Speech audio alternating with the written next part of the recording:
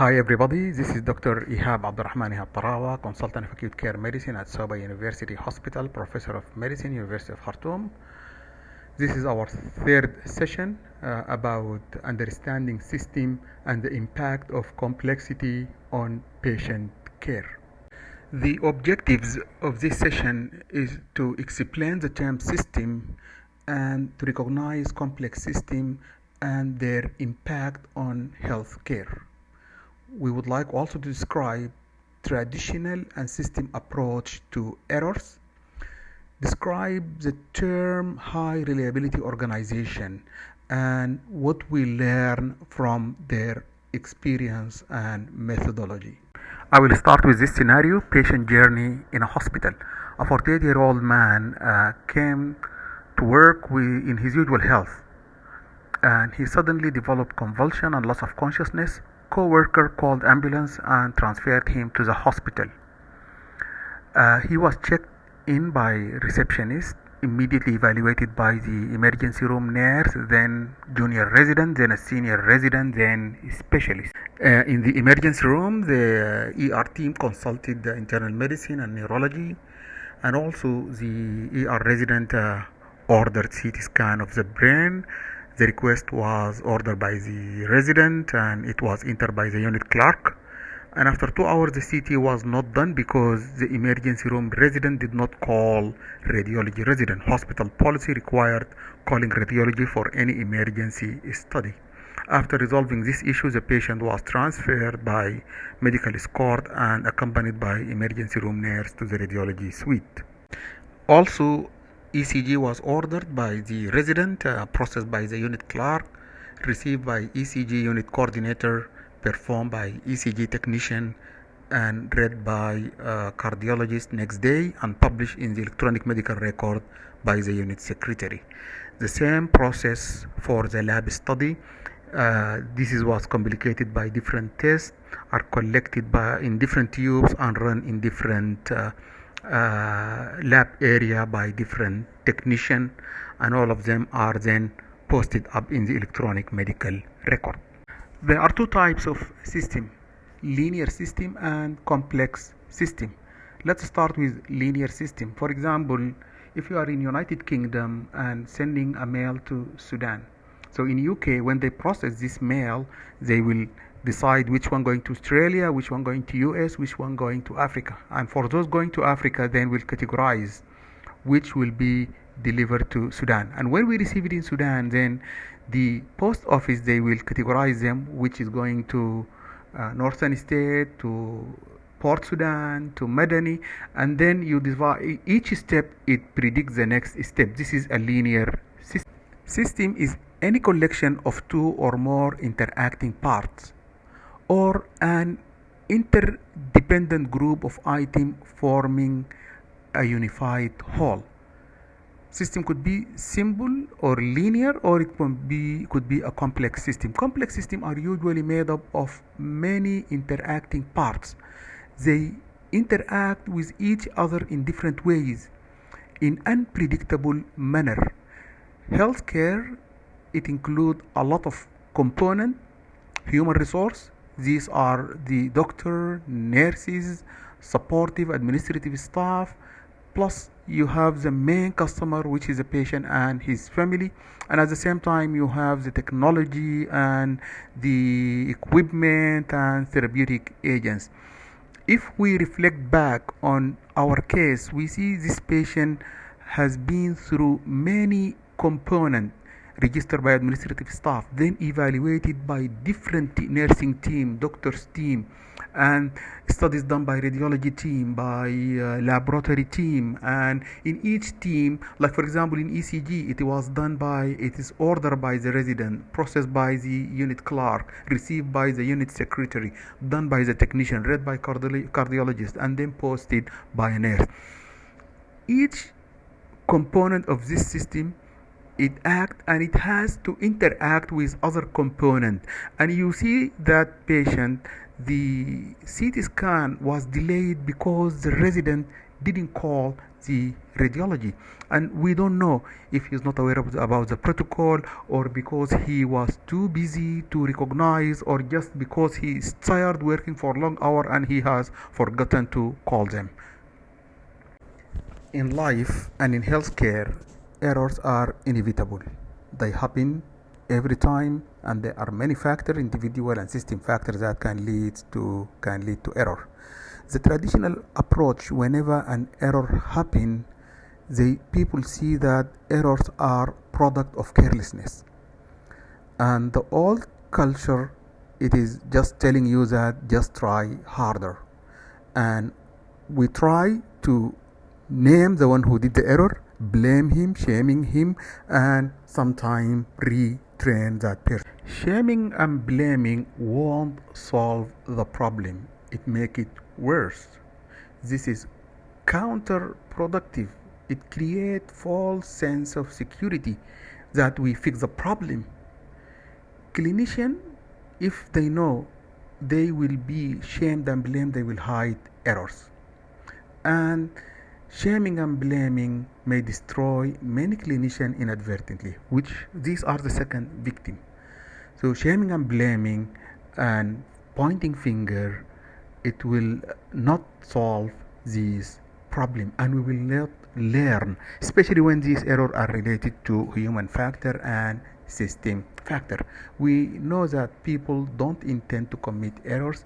Only very small minority of cases are deliberate violation. Even though the majority of errors are related to system factors and human factors, healthcare providers are accountable.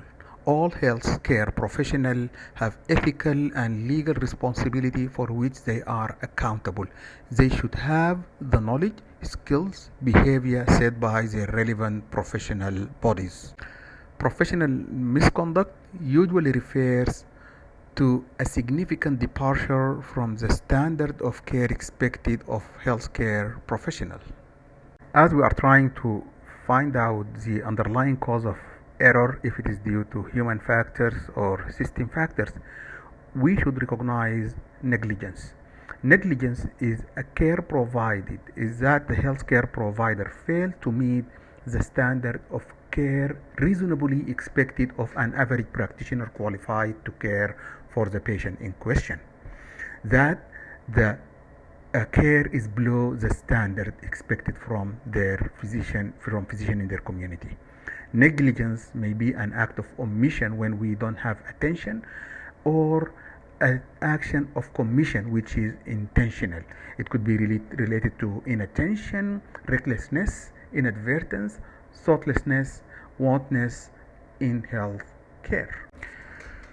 Human failure could be due to errors or violations. Errors can be categorized into mistakes, lapses, and slips. Lapse, it is a memory failure, while slips are failure of execution. It is related to attention and there is an observable action. Mistake, it is doing the wrong thing thinking it is the right thing.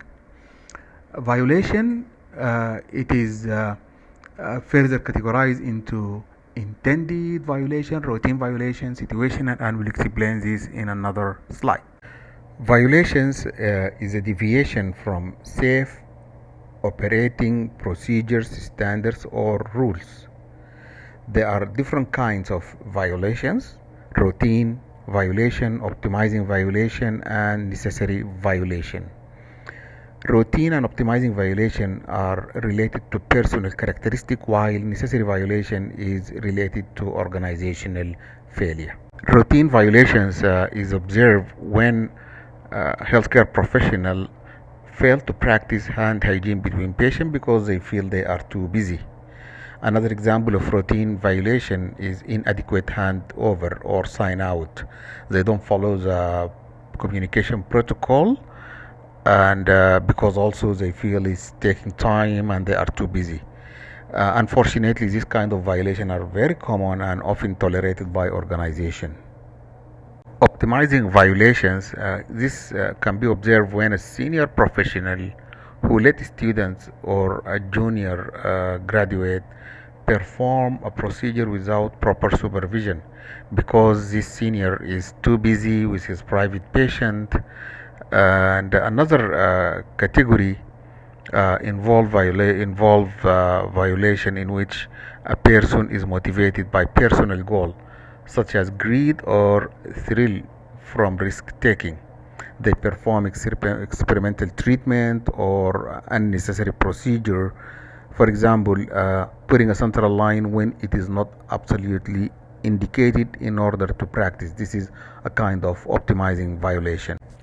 Necessary violations when they are time constrained, affecting the nurse and a doctor who knowingly skip important steps in administering or prescribing medication, or a midwife who fail to record a woman's progress because of time constraint. This is become like a necessary violation. A person who deliberately does something they know to be dangerous or harmful does not necessarily intend to have bad outcome, but poor understanding of the professional obligations and weak infrastructure for managing unprofessional behavior provide a fertile ground for aberrant behavior to flourish. Approach to violations is the same as the way we approach errors. By applying system thinking to errors and failure, we can ensure that when such an event occurs, we do not automatically rush to shame and blame the people closest or at the sharp end of the error. Using system approach, we can examine latent and factor an entire system of care to find out what happened rather than who did it. Only after careful attention to multiple factors, whether system factor or human factors associated with the incidents, we can do proper assessment and whether it is system accountability or personal responsibility. There are many ways to reduce slips and laps by writing policies, and at the same time you should have a standard operation procedure, train the staff and do in service. Vigilance and discipline can be applied, but these are weak, and the same as mindfulness. But it's very important we figure performance characteristic by looking at human factors and system factors. System approach, why we investigate whenever we have an error. The more we understand how and why these things occur, the more we can put checks on place and reduce their occurrence. So as we mentioned, education, writing protocol, checklist, and designing the system, all these are ways to reduce errors.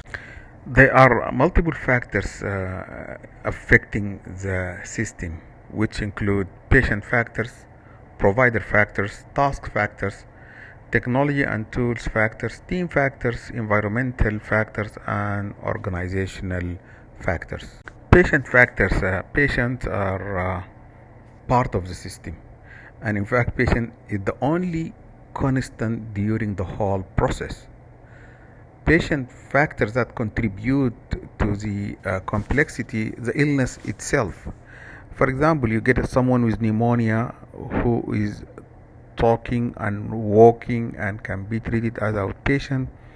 Someone with pneumonia and respiratory failure, pneumonia plus respiratory and renal failure. So illness severity, it can implicate many interventions.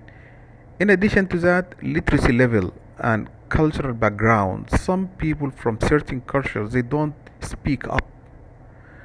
And also, how do these patients know and understand their illness and their treatment and the expected outcome? Patients as group usually have the least say in the whole health service, how it should operate. They are often required to accommodate inconveniences, inadequacy, inadequate care and treatment, or inadequate information. Sometimes patients put up with unsatisfactory care because they often understand the pressure on the healthcare worker and do not want to offend them. Provider factors. Let us go through this scenario. Hussein is a new resident or new intern in surgery department.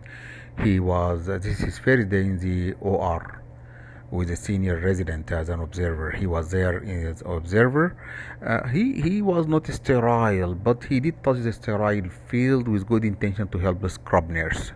Is this resident is accountable? Analysis of this case using system approach will examine the factors that contributed to this resident not following the OR protocol. So is this resident is new to the unit? Did he get an orientation? Was he supervised? Was there any policy? Was this policy disseminated? And do they have mechanism how to show it to new staff? If this resident was prepared and was being supervised and was aware of the protocol, but he didn't check because he or she was lazy or sloppy or wanted to finish the work early, then this is he is accountable for this action and responsible for this error. As you see in this scenario, they are provider factors, and also they are system factor, including having protocol disseminated, having operation procedures that allow new staff how to see these protocols. Technology and tools factors. For equipment and device, does the hospital have one brand all over the hospital? Do we give orientation for the staff about how to use this? Do we support them with pictures that showing how to operate? When I look sometime at hospital device and I reflect on my own computer or even the projector, if you try to shut your computer, it asks you, are you sure you want to shut it down? Some of the hospital equipment, when you shut down, they go off, and it takes like the defibrillator sometimes take a couple of minutes to restart. These equipments are very important factors in errors and patient safety. Task factors. Some tasks are very simple and some tasks are very complicated. Like, for example, respiratory support. Some patients are in nasal cannula, some are in simple mask, some using non-breathing, high flow nasal cannula, CPAP, or even mechanical ventilation, and some need tracheostomy. The same applied to circulatory support, giving IV fluids through peripheral cannula to central line, or making a cut down using inotrop. So task complexity, it has a significant impact on patient safety. There are many factors related to system approach. These are team factors, and we will have a full session about that. And environmental factor, it depends. Are you working in a hospital or in a field, or is this your routine work, or it is you are in a different unit? When you get a floor nurse in ICU, definitely it's a different environment. Even the patient himself, when an orthopedic patient is placed in internal medicine ward because of no vacancies, really this will have implication because the staff are not familiar with these issues. System approach. Safety expert believes that although it is hard to change aspects of complex system, it is harder to change the behavior and thinking process of human being in terms of their contribution to errors. Therefore, the main response to an error should be to try to change the system. A system approach to error in healthcare require an understanding of multiple factors involved in each of the areas that make up the healthcare delivery system. Swiss cheese model reason used the term active failure to describe errors made by workers that have immediate adverse effects. But he also described a second essential precondition for the occurrence of an adverse event, namely the presence of one or more latent condition. Latent conditions are usually the result of poor decision making, poor design, poor protocol developed by people who are not using these protocols at the front line. These conditions are often set in place long before the event in question. Examples of latent conditions for healthcare staff include fatigue, which are personal human factor, inadequate staffing level, faulty equipment, inadequate training and supervision. So in a Swiss cheese model, the hazard goes through different halls. At the end, when we have the error and immediate loss, here this is the active failure. But for the other layers, there are other halls which are due to latent factors, could be related to human factor, due to policies, due to system failure. System approach require a lot of work. If we see here on the right side, we have the patient, and on the left side, we have potential hazards. So we have to do a lot of and to implement a lot of barriers so that we can protect the patient from receiving these hazards. Mainly, we would like to eliminate the latent system factor. It can start by policy, writing, and training, and with this we can increase the awareness, the understanding, and we can implement the culture of safety. The second layer is about standardization and simplification, and here we have to eliminate unnecessary steps, containment, evacuation, and with this can be a lot of safety barrier. The third barrier is automation, and here we can have some alarm and warning, and we can use some technique like forcing and so on. And finally, we'll have to improve device architecture and human device intervention. Many processes might need multiple steps so that we can have these barriers to capture latent hazard or risk, and then we can protect the patient. In medical field, we need to learn from other industries and fields. We have what we call high reliability organization. The term high reliability organization refers to organizations that operate under hazardous conditions but manage to function in a way that is almost completely failure free. That is, they have very few adverse events. These organizations include air traffic control system, nuclear power plant. The characteristic of high reliability organization are they are preoccupied with failure. They always think about failure, it can happen at any time. And they are committed to resilience and sensitivity to operation, and they implement culture of safety. Anybody who notices a hazard or a risk should come forward so that he can speak about it.